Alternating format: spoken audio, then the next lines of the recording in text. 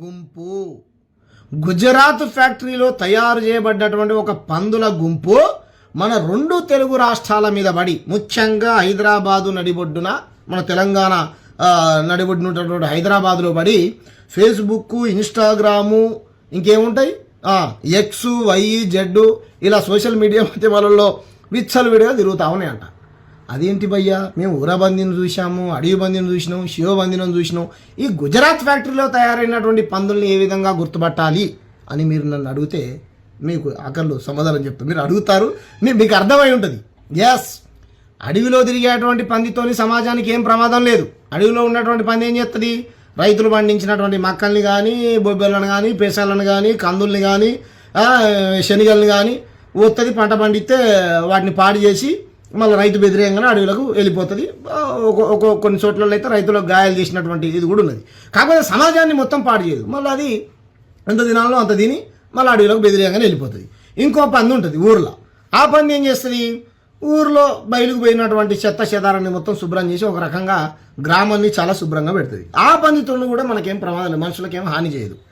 ఎందుకంటే నేను కూడా ఈ రెండింటి పందుల ప్రేమికున్నాయి. ఇంకో పంది ఉంటుంది తెల్లగా, శివబంది అంటాం. ఎట్ట పడతట మెత్తా ఉంటుంది, మంచిగా ఇట్లా దున్నపోతు బలిసినట్టు పడుతుంది. మళ్ళీ దున్నపోతు అంటే కూడా దున్నపోతు ప్రేమికులు బాధపడారు. జస్ట్ అవతారం చెప్పడం కోసం నేను అట్లా అంటా ఉన్నా. నేను కూడా పంది ప్రేమికునే, నేను కూడా దున్నపోతు ప్రేమికునే. ఈ గుజరాత్ ఫ్యాక్టరీలో తయారైనటువంటి ఈ సోషల్ మీడియా పందుల వీటికి మాత్రమే, ఈ సోషల్ మీడియా పందులకు మాత్రమే నేను వ్యతిరేకిని. ఎస్, ఆ పందుల గురించి ఈరోజు మనం మాట్లాడబోతాం. ఆ పందులు తెలంగాణలో ప్రజలు ఎదుర్కొనేటువంటి సమస్యల గురించి మాట్లాడవు. ఆ పందులు తెలంగాణలో కుల వివక్ష జరిగితే మాట్లాడవు. ఆ పందులు తెలంగాణలో అంబేద్కర్ను అవమానిస్తుంటే మాట్లాడవు. ఆ పందులు తెలంగాణ పైన మార్వాడోళ్ళు, గుజరాత్ వాళ్ళు విజయం చెమ్ముతూ ఉంటే, అమనక్కని తిడుతూ ఉంటే, మన కులాలను అవమానిస్తూ ఉంటే మాట్లాడవు. ఆ పందులు ఈ తెలంగాణలో ఉన్నటువంటి సమస్యలు ఏం పట్టవు. వాళ్ళకు నిరుద్యోగుల సమస్య పట్టవు, కార్మికుల సమస్యలు పట్టవు, రైతుల సమస్యలు పట్టవు, ఏం పట్టవు. మరి ఏం చేస్తే తమ్ముడు ఆ పందుల్ని ఎట్లా గుర్తుపట్టాలంటే, ఎస్, చూశారా, పాకిస్తాన్లో ఇమ్రాన్ అనేటోడు అని బంగ్లాదేశ్లో, పాకిస్తాన్లో జరిగినటువంటి పంచాయతీలు తీసుకొచ్చి ఈడ వీడియోలు చేసుకుంటూ చెప్తారు తప్ప, ఇక్కడ కూతవేడి దూరంలో ఉన్నటువంటి మన కరీంనగర్ పక్కన గుళ్ళకి రానియలే.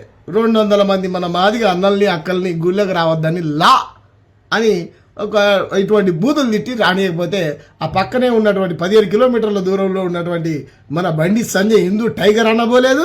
ఈ గుజరాత్ ఫ్యాక్టరీలో తయారైనటువంటి వీళ్ళు కూడా ఒక వీడియో చేయలేదు. మరి వీళ్ళు ఏం చేస్తారని అంటే, నిరంతరం సాయిబాబాని తిడుతూ ఉంటారు, అంబేద్కర్ని తిడుతూ ఉంటారు, ఎస్సీ ఎస్టీలకు వ్యతిరేకంగా పోస్టులు రాస్తూ ఉంటారు. వీళ్ళని గుర్తుపట్టాలంటే మీకు చెప్తా ఉన్నా, పోస్టులు రాస్తూ ఉంటారు, తెలంగాణ వాదాన్ని అవమానిస్తూ ఉంటారు. ఇట్లా ఈ రకంగా వీళ్ళ వీడియోలు ఉంటాయి.